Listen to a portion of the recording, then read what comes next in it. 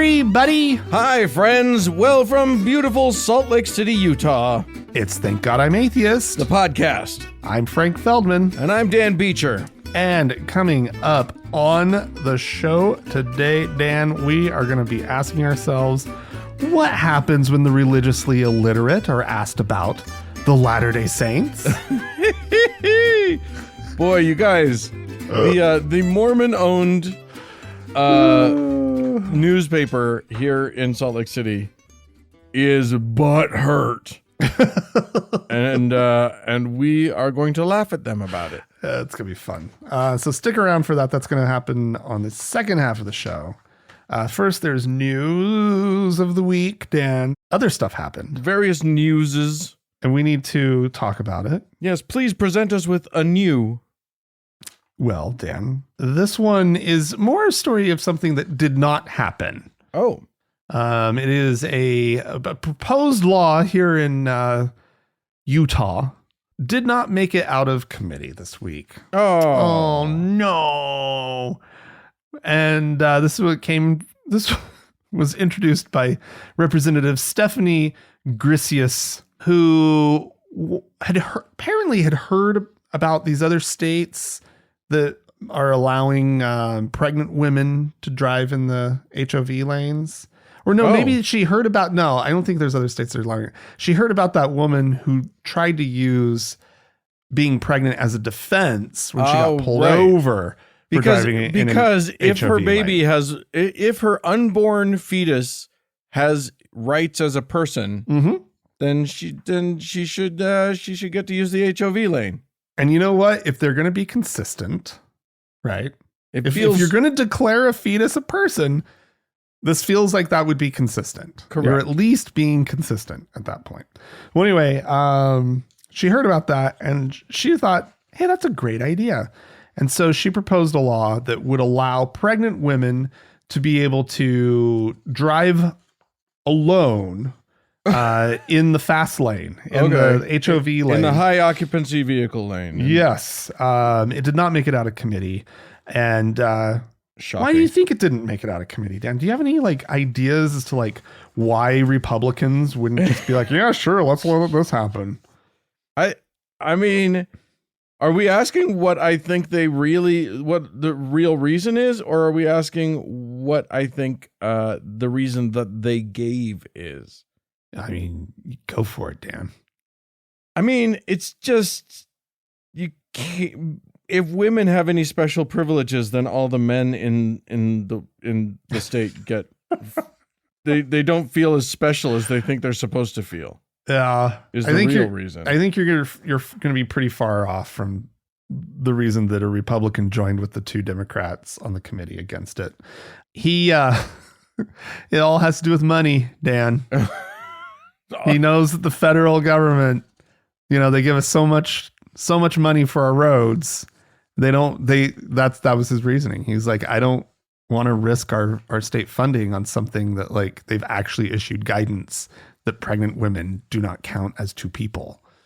So wait, the federal government has made that clear? The Department of Transportation has made it clear in sort of an opinion. They issued sort of an opinion on it. It wasn't an official decree or whatnot, but they were like, this, you know what? You guys may not want to do this, right? This is not a good idea. A woman is not two people. would be fine with it. Secretary of Transport of whatever he is. What is he? Transportation? Yeah. He would be fine with it. I'm sure. Anyway, yeah, it might take federal funding from the Utah Department of Transportation. Okay. And you know what? That is actually was prudent. It was clear-headed of him. Yeah, it wasn't any of the other reasons as you would expect. Yeah. But this poor woman, she says, as a mom who was thrown up on the side of a freeway many, many times, I know that maybe having an extra 5 minutes to get where you're going can make a very, very big difference. She's not even arguing the whole it's two people thing. Of course she's not. Literally just saying, hey, I think women should be able to or pregnant women should be able to drive in the HOV lane. That's just insanity. Yeah, you don't agree with that thinking? No, do you? I don't care. You know what? If it would make a pregnant woman's life a little better, I'm fine with that. I don't. Wow. Care. Wow. It's a shitty thing to be pregnant. Yeah, it is. But like, do you deserve to be like? Well, and the other thing she says, this was choice. She sort of suggested that with abortion ending soon in the state, there will be an increase in the number of pregnant women. Get that? Maybe that might.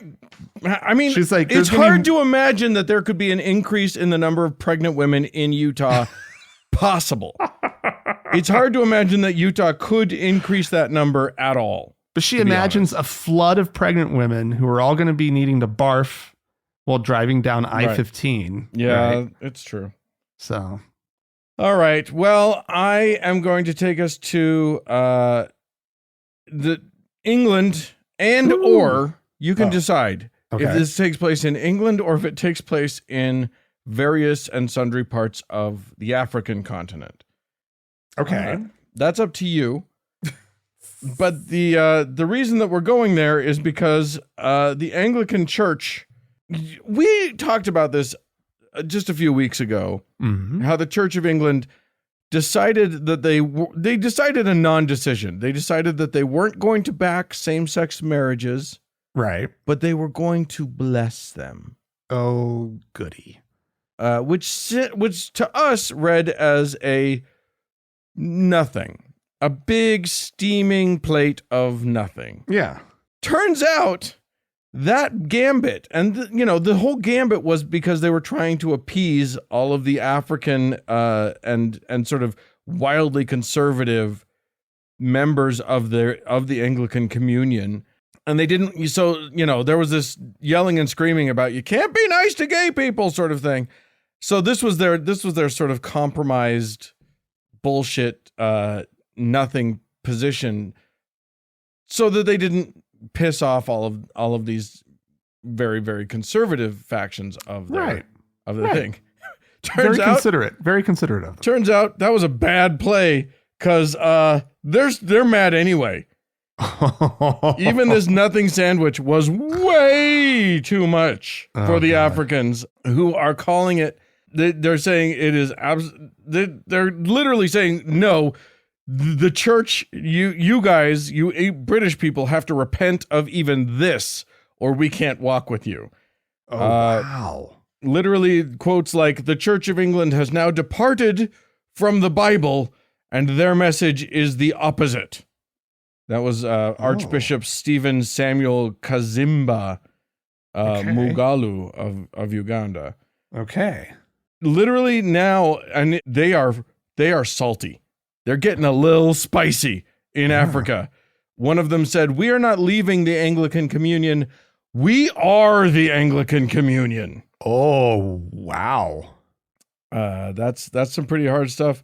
One archbishop, Jackson Ole Sapit, from the Church of Kenya, the primate of the Church of Kenya, said, he basically said that this move was, quote, it was due to the unfortunate rise of devious liberal churchmanship within the Anglican Communion.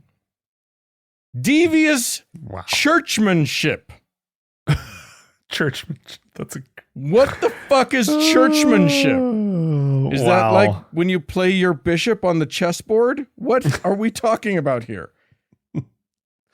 They should. So this is just a lesson. Hopefully the all the British, bishops and whatnot, that they just will they learn their lesson that this fucking let them go. They can't. Yeah, they're never like they're. Why try to hold on to them? You have a completely different set of values. You've literally you've seen with your own eyes that you're doing evil by hurting the LGBTQ plus community. Right. You know that you are. And you know that the bullshit that you just pulled with trying to pretend like it's okay to love them, but like not okay fully enfranchise them, you know that was bullshit. Right. And that you were doing a bad thing by doing it. Right. Just do the right thing now. Right. Or don't. Fucking everybody's leaving anyway. Do whatever you want. Fairly irrelevant. Yeah. At this point, it's just, it's like watching aged stars of yesteryear trying to argue over who's the most important actor anymore. It's a meaningless thing. Well, all right, Dan. Back here in Utah. Oh my God, you are very Utah-centric. I'm so sorry. I really am. No. Look, these people, listen, you listener, you're going to take some Utah and you're going to like some Utah, and that's final. Well, I don't know about all of that, but what I do know is that the Mormon Church, the Church of Jesus Christ of Latter-day Saints, as they prefer to be called. Stop saying that. It's just the Mormons. Stop giving them what they want. They have they revised the temple ceremony again. Oh, okay. Did you hear about this?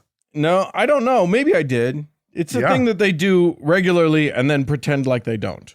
Regularly enough. Yeah. It just kind of sort of just happens. And then it unless they Jana don't want to make a Reese big of deal the out of it. religious news. Yeah. Religion news is paying attention and writes about it. We would never know about it.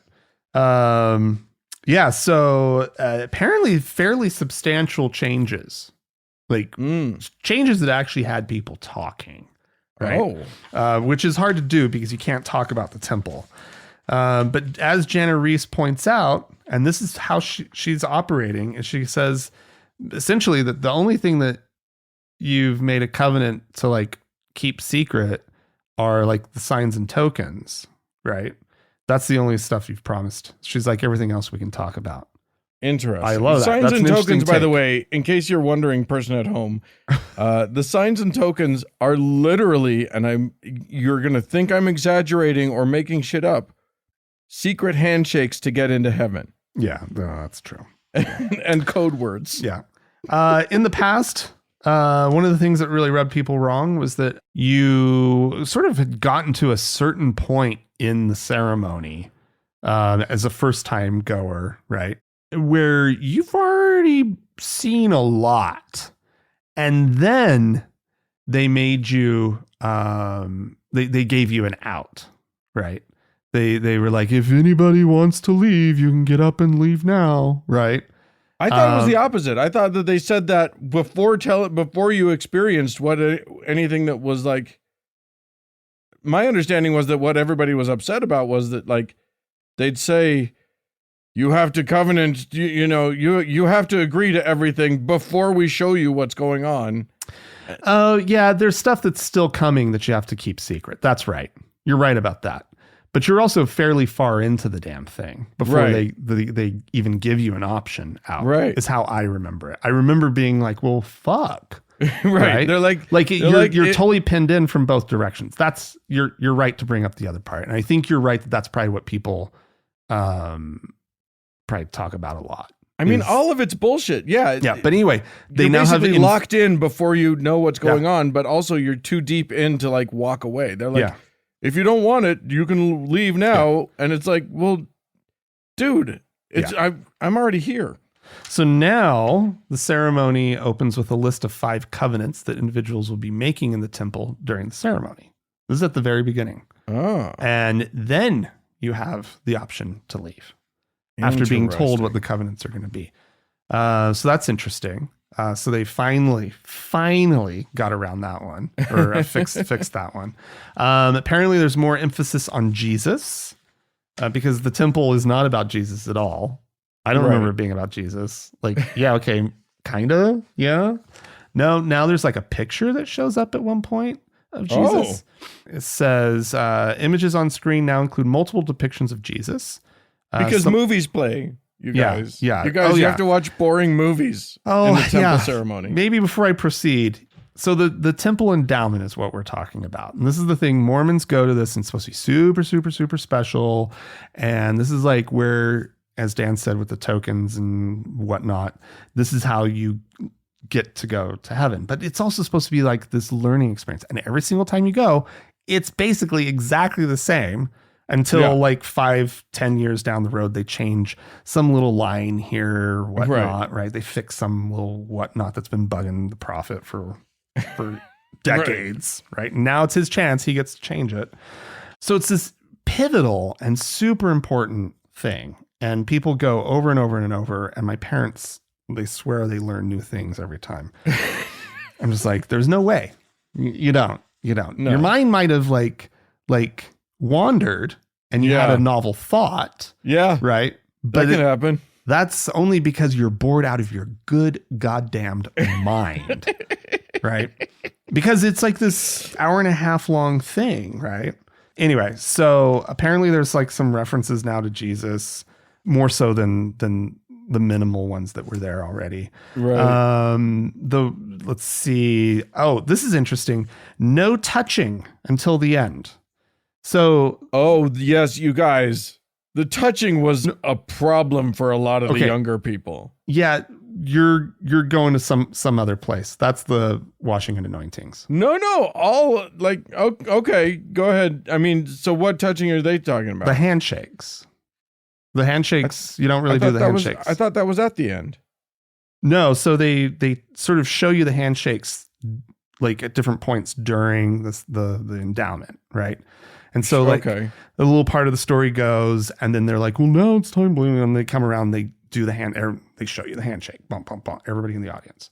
And that happened like 3 times. And then like you learn the last one at the veil, if I remember correctly. The more recent ex-Mormons out there, please forgive me for getting things wrong. I think the last time I went through the temple was in 97.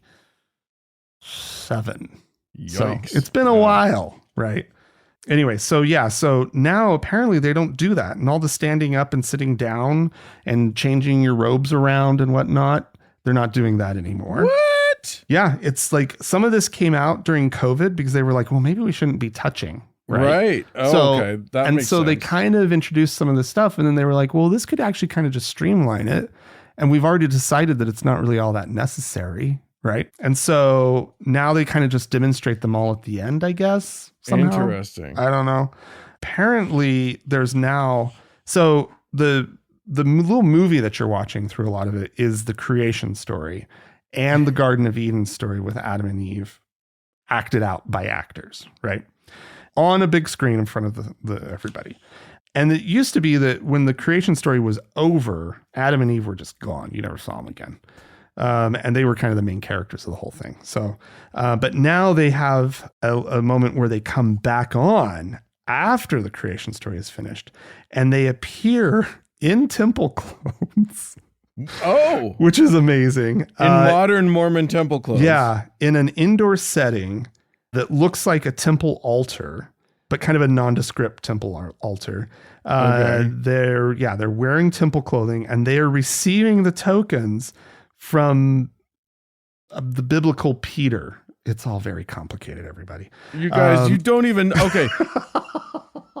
Even what Frank is explaining, if you're lost, you can be forgiven. I get it, but you don't even know the half of, like, this is just scratching the surface of how bizarre and like both fascinating and intensely boring. Yeah. Oh my God, you guys don't even know. Yeah.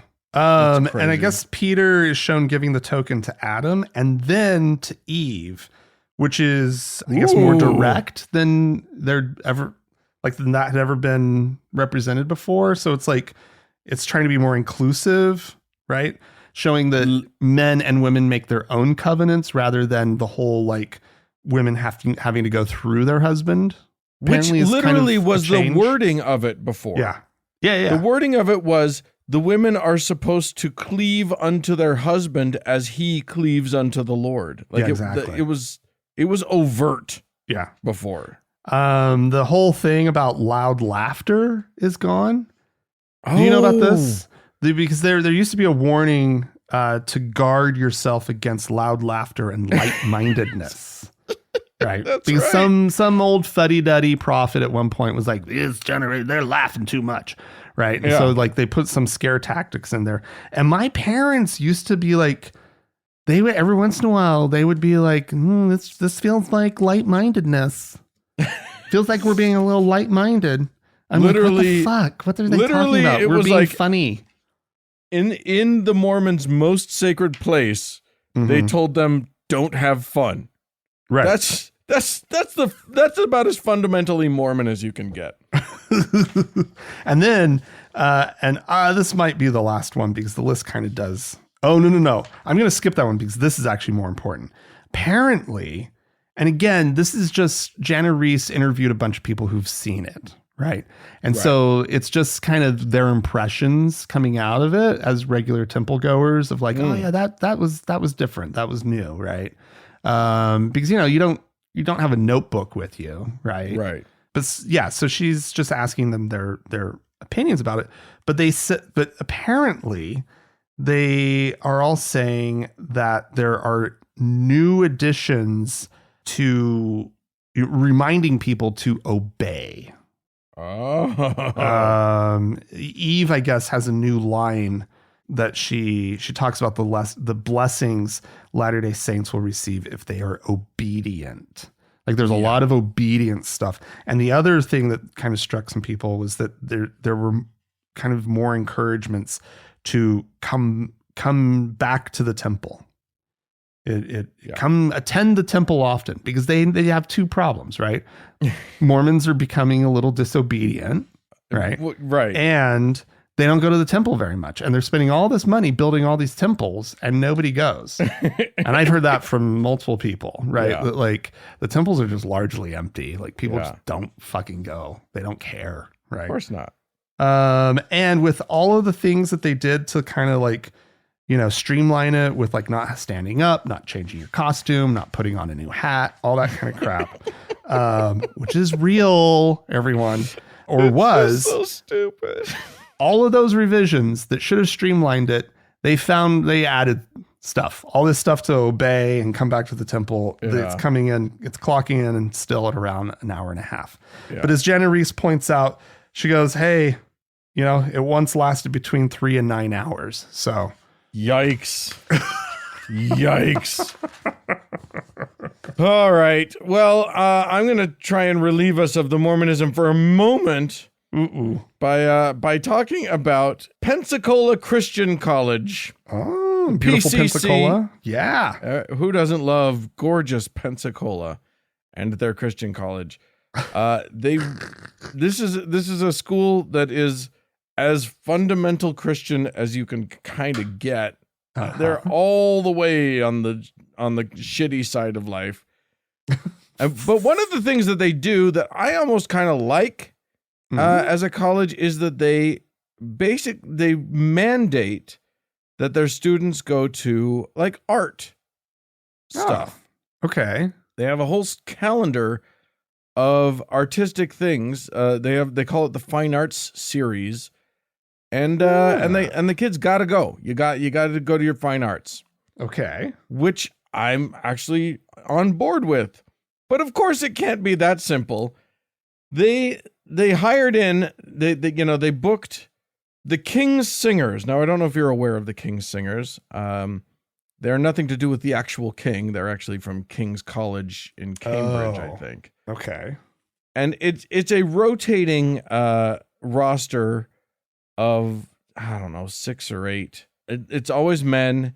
It's an a cappella, usually a cappella singing group. Oh, sounds wonderful. Right? It's about as like snooty British uptight music as you can get. Although they really try to let loose sometimes and do, more modern rock and roll stuff, but where they snap their fingers. Well, I don't think they'd go that far. That would be a little gauche, don't you think? Anyway, it's very tame. Often devotional music. Often they do like liturgical music. So it seems like a good hire for a very conservative Christian college that wants to enrich their students' lives with art. But there's a catch. There's a snag. No. The King's Singers have a gay. Oh no. Brace yourselves, everyone. Oh. And this was only like brought to the attention of the important people right at the last minute, and literally they canceled the concert within hours of when it was supposed to happen. Which is That's hilarious. Ugly. Because this group has performed there before. With or without the gay. Listen, if you hear this music, there's always a gay. Probably mostly gay. I don't know what that means. That doesn't mean anything. These guys are, but like, yeah, I mean, the fact of the matter is that, like, how could it possibly matter? It's like, literally, I guarantee you, we're not talking about Imagine Dragons here. We're not talking about, or whoever, we're not talking about Elton John coming out onto the stage. No one's going to mention during this performance sexuality of any kind. Right. It is just going to be music of which you would all approve. But no, the presence of one gay was too much for these for this college. It spreads though, Dan. It's dangerous. Right? Is that what it is? It's just you can't put that many contagion. You can't put that many kids into a room with a gay person. Someone's going to get they'll all catch it. Unholy thoughts. Yeah. Oh my God. Yeah. Wow. Just absurd. Well, Dan. Yeah. Another story of, I suppose, a wrongful termination. Oh. If that's what yours was. This is definitely a wrongful termination. Okay. A former teacher at a Catholic school, Maggie Barton. She taught at All Souls Catholic School in I was in Inglewood, Colorado, part of the Archdiocese of Denver. Oh, that was my favorite Inglewood, Colorado Catholic school. In the Archdiocese of Denver. Yeah. Yeah, she taught technology, teaching kindergarten through the 8th grade, and she was wrongfully terminated because they found out that she's gay, right? Okay. And that she is she announced that she's getting married or having some kind of commitment ceremony or something along those lines. And then she ends up getting fired. Right. And they said, the Archdiocese says it's because she did not follow through with the agreements in her contract.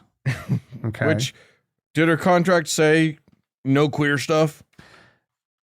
Basically. Uh-huh. That's how they got her.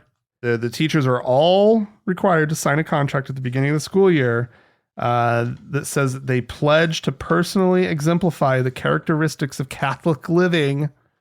That includes refraining from any public position or conducting him or herself in a manner that is contrary to the teachings of the Catholic Church. I mean, what could be more Catholic? Have they met any of their priests? Yeah. You can't get more Catholic than being gay. I know. However, you would think that maybe, I don't know, they would, if pressed, they would just keep it as, well, this is an internal, affair, right? Like, we don't want to, like, this is private. This is a personnel issue, blah, blah, blah, blah, blah, blah, blah. But I guess when pressed, they were like, yeah, she's gay. She broke her contract. Like, they were just she probably had the unmitigated gall of doing something like announcing that she's getting married on Facebook or something. Oh, it was so public. Not even at the school, just like to her friends, but in a vaguely public forum. That's, I believe, exactly how it was. And it's this interesting thing. She's not particularly religious. I think she is kind of what she says at one point. But she grew up Catholic, and she says, it's the faith I was raised in, and I wanted to teach in a Catholic school because I wanted to share those values that I learned and the experience that I had with future students, right? It had been a positive experience for her, and she wanted to be a part of it as an adult. I hope she's learned a valuable lesson here, because the group that she was thinking was so positive, maybe not so much. I know. It's just so sad. But like, she saw something in there that she wanted to be a part of, right? And I'm not going to get in there and like try to judge that too harshly, right? And she just didn't get it. She felt like she after having left, and she says that she's sad to be, that she's no longer going to be part of the community, and that they've been such a supportive community. And in fact, the community of the school has an online fundraiser that's raised over $20,000 for her, because the people that she worked with, and the students and the community, the parents, the people that she interfaced with, they didn't care. No, they didn't care one iota. This is some priest with a stick up his butt, right? Yeah. And although, never mind. But yeah, you know. We all know. It's just so it's stupid. Probably not a stick. Yes, there, I said it. Okay. All right. On that note, I'm going to move us forward. I'm closing this out with what I think is I would say a happy story, though it follows so many years of unhappy that it's a happy ending to a gruelingly awful story. Oh. And this story begins in the 1980s and early 90s, which was not a good look. Okay, I'm just gonna say the words satanic panic, and those of you who know will know how bad this story is going to get. This story centers on a guy named Melvin Quinney, who was just a perfectly nice fella, and then decided to get divorced, and so he had kids. He and his wife had kids, and in the satanic panic, suddenly he got caught up in accusations that he was somehow the leader of a satanic cult. Oh. And his ex started telling, like, basically poisoned his kids against him. And then between her and so what ended up happening with the satanic panic is that accusations were made against people, and because everyone wanted to believe children, they would have interviews with them, but they didn't have good protocols. Like police and therapists didn't have good protocols in place for how to interview children and not lead them to things. And the problem is that if you lead children to give you specific kinds of answers to things, they will give you those answers because they want to please you. And then eventually, if you make them say it enough, they start to think that they have actual memories of incidents that never actually happened. Wait, is this the Salem witch trial? Like, what? It's the same shit. Yeah. It happens all of the goddamn time. Yeah. And, we have a version of the satanic panic brewing and occurring right now also. Yeah. So be aware of this.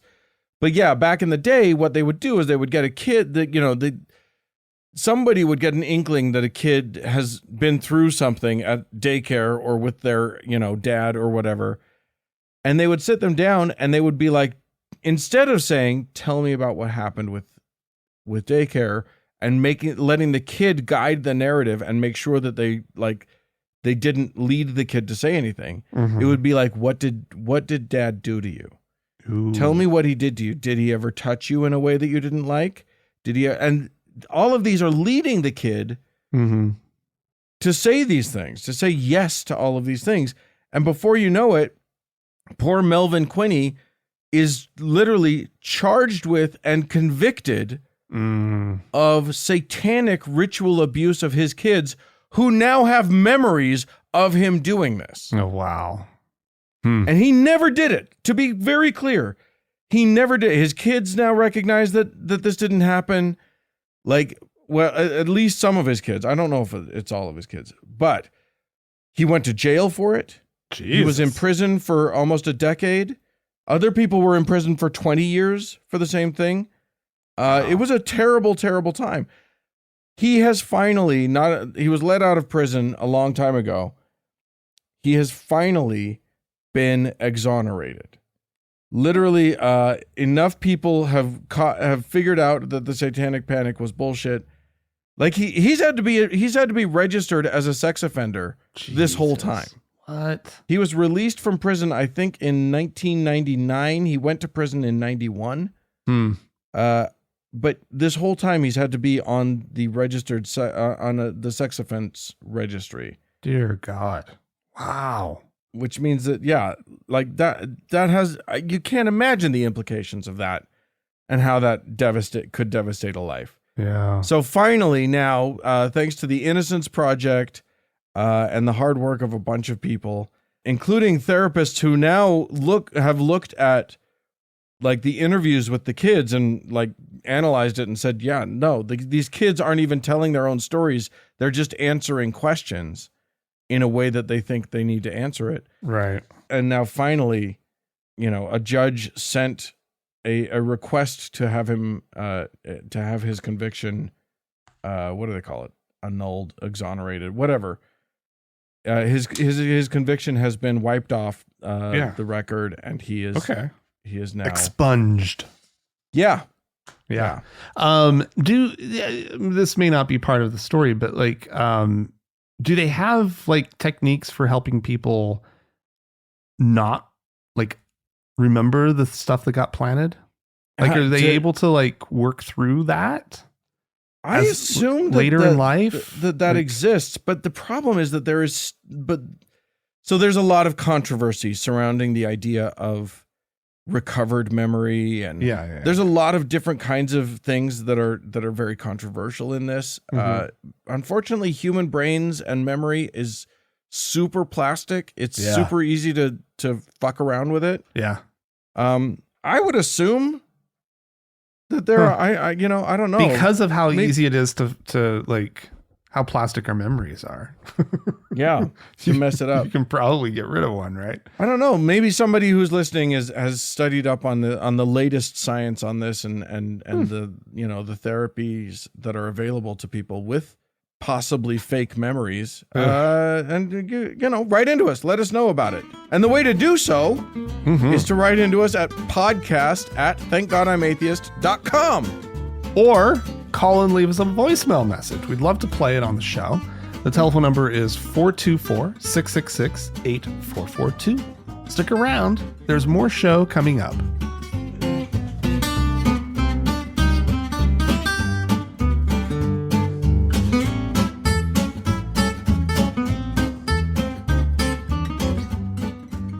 Well, Frank, Dan, as our patrons know, because we've been talking about movies in the Frank and Dan Diary lately.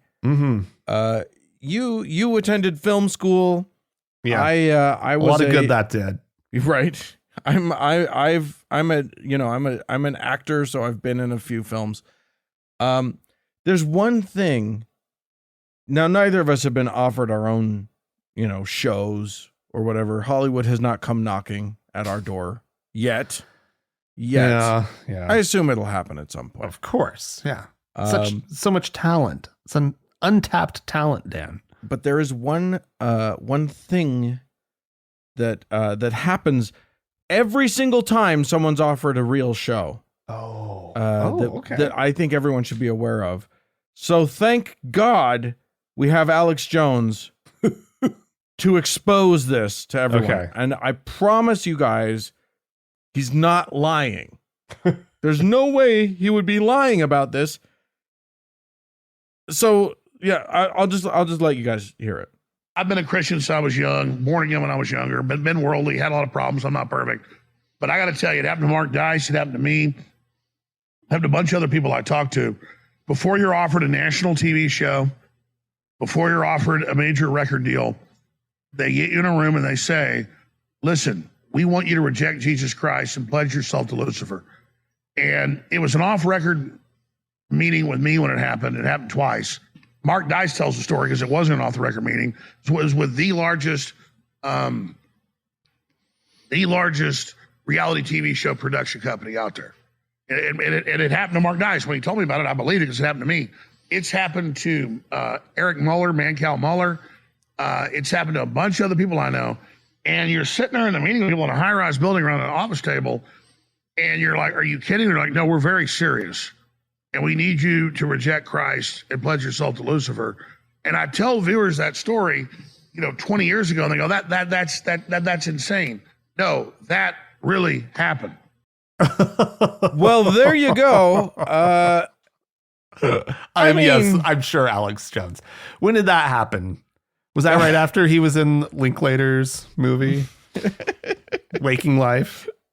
You know that, right? That he's in Waking Life? No, really? Yeah, he's one of the characters, one of the animate, like, he has a little segment there where he's like screaming and bloviating for like a couple minutes. That's amazing. Yeah. But it was like Linklater put him in it because he was just this lunatic that was on late night TV or whatnot in his area. And he was just like, this guy's funny. That's amazing. So it was probably around that time somebody saw Waking Life and just said, and was like, that guy needs his own show, but we need him to reject Jesus. Clearly. Yeah. Look, we're willing to offer you the show. It's just a matter of, can you pledge your life to Lucifer? Which, as anyone who's familiar at all with the work of Alex Jones knows, he definitely pledged his life to Lucifer. Maybe that's why he didn't get the major TV shows, because it was too late. Lucifer already had him. Yeah. And then what's your bargaining chip? You got nothing. You already gave up your soul. Good Lord. It's just you're just lying. It's just so dumb. It's just it's such an obvious dumb thing, but man, they believe him. That's the crazy part, is that he lies. He knows he's lying, right? Yeah. He knows why he's lying. He just Although says he whatever is a he wants. bit of a lunatic. I think he just sort of says that's exactly it. He just says what he wants, whatever comes to mind, and it's just not true. Yeah. And at the end of the day, though, he knows it. Of course. But I think I tend to think that with guys like him and I would put Trump in the same category, if it comes out of their mouth, I think their brain just inherently believes it. Starts to believe it. Just instantly. If it serves them at all, if it serves their turn enough to say it, they just accept it as truth. If I said it, it must be true. Boy. What a life. Yeah. I wish I had that level of confidence in what I said. Right? Yeah. All right. Well, there you go. We had some folks write into us. So I'll start with Ricardo. You'll recall, Frank, that we were talking last week about various holidays, various religious holidays, and we mentioned that nobody cares about Epiphany. I think I said that nobody cares about Epiphany. Ricardo begs to differ. He says, hey, Frank and Dan, just FYI, Latine people do really care about Epiphany. But as you assumed, it is because we have awesome traditions that are only tangentially associated with religion. On Epiphany, or the Feast of the Magi, aka Los Reyes Magos, Mexican families buy Mexican king cake, similar to the king cakes eaten during Mardi Gras. Yeah. And have it with Mexican hot chocolate. Oh. The king cake has 3 little plastic baby Jesuses. How many baby Jesuses are there? Why are there 3? There should only be 1 baby Jesus. Because there was only 1 baby Jesus. But you got to be fair. Like, you got to let more than one kid win, right? Yeah, because then you never know. Like a prize? If an adult gets it, then it's like, oh fuck, none of the kids got. Oh, that sucks. Anyway, yes, so Ricardo says, whoever finds a baby is supposed to make tamales for Candelaria Day, February 2nd.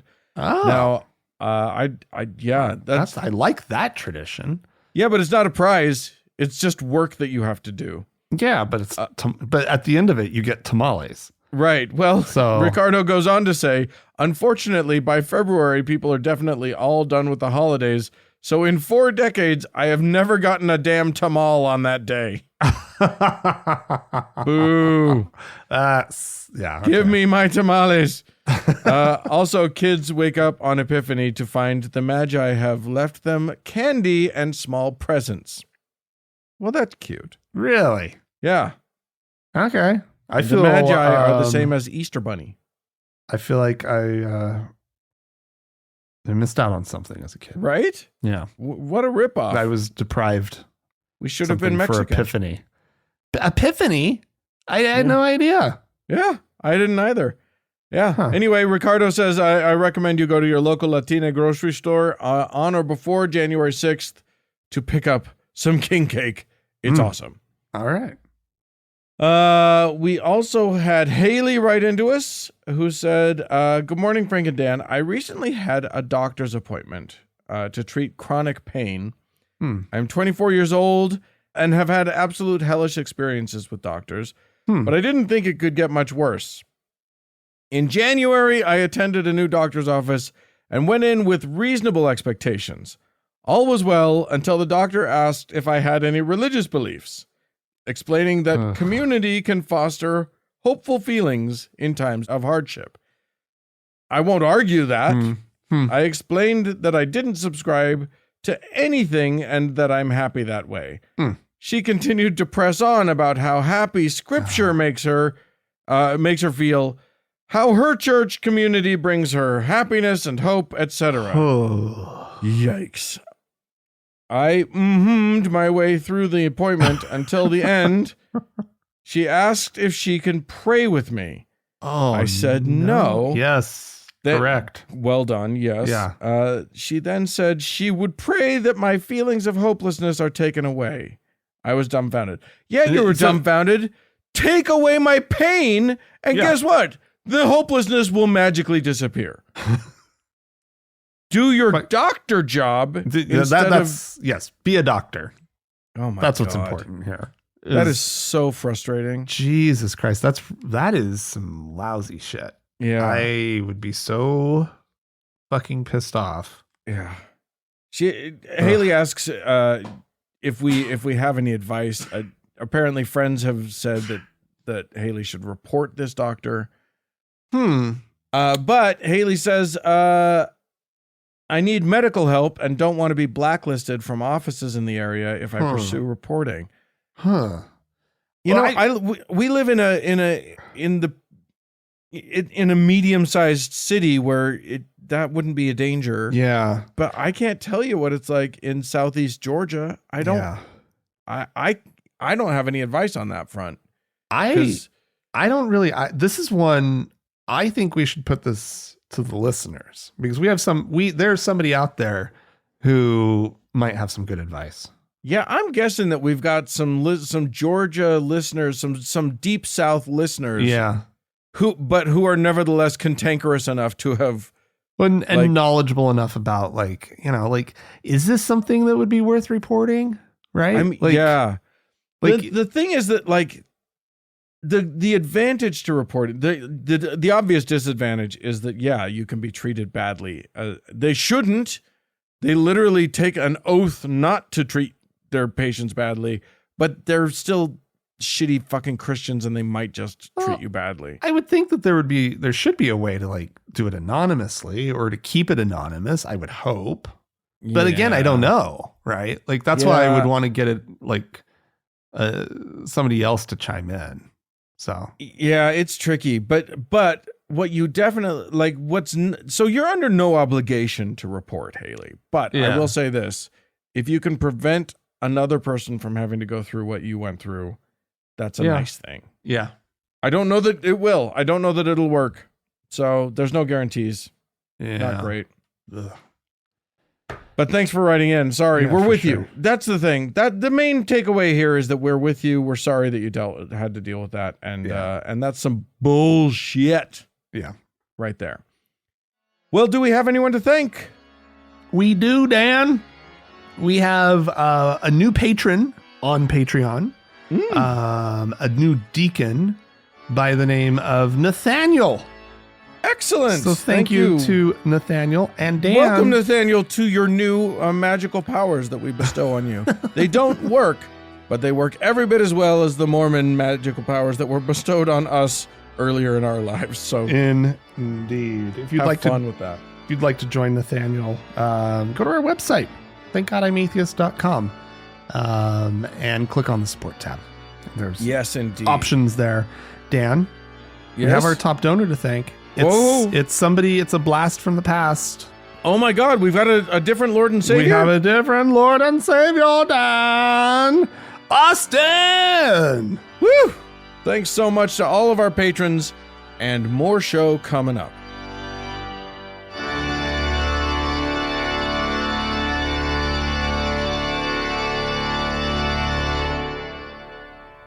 Dan. Oh, Franklin. Oh, Dan. Look, the Deseret News, you guys.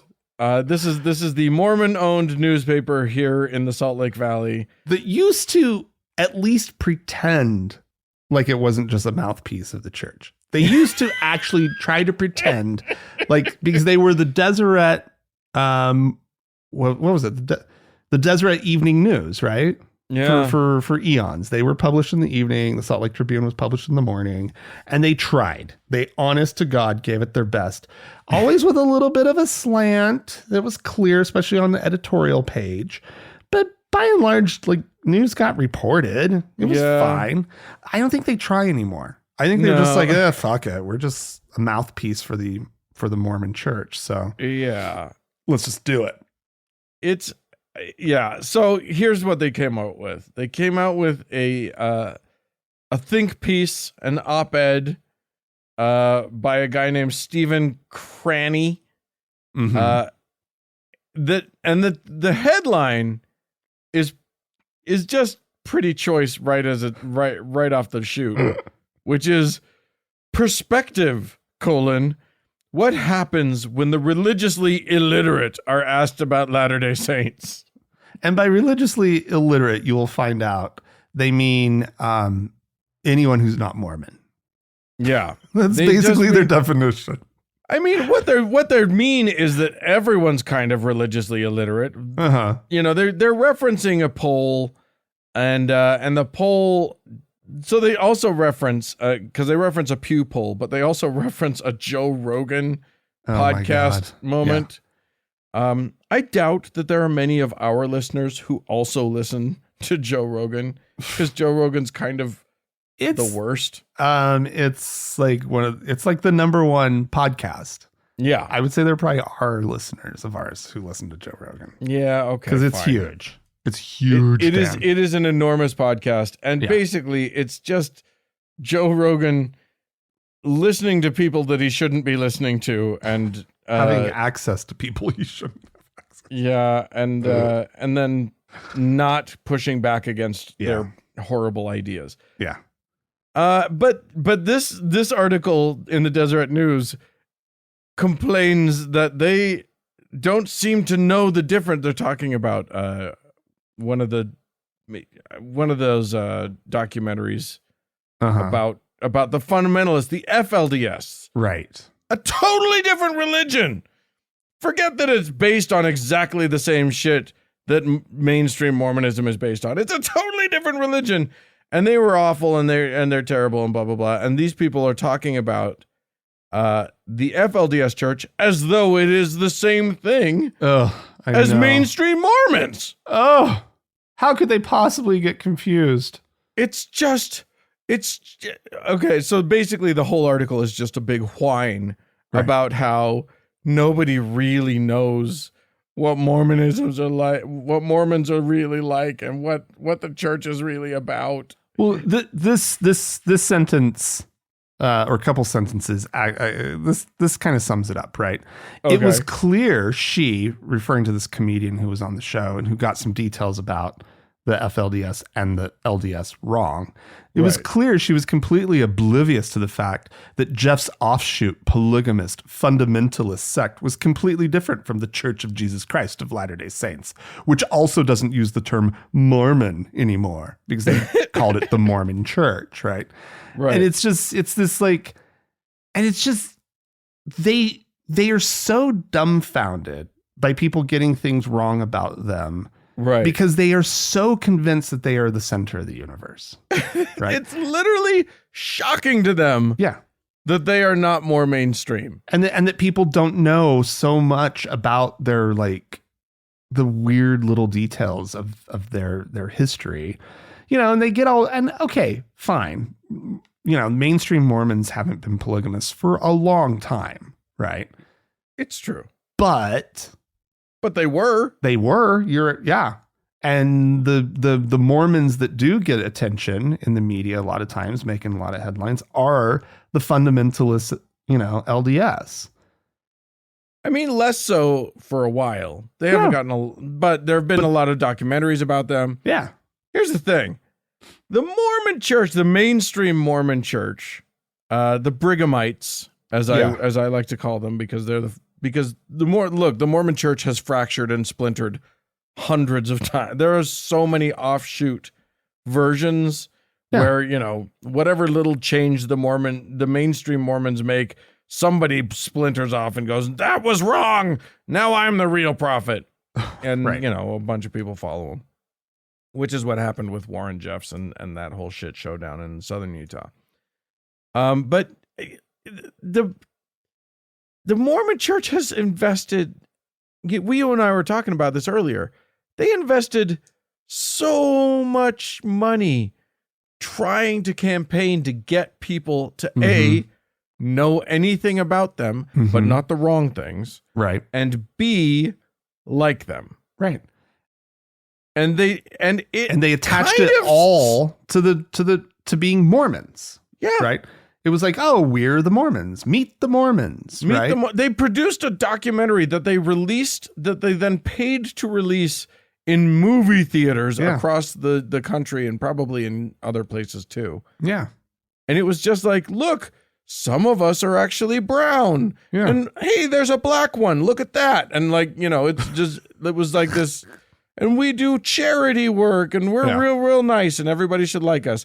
It was obviously a propaganda piece, and it was destined to be another thing that nobody fucking cared about. But but they paid a lot of money to do it. Yeah. And then they threw it all away.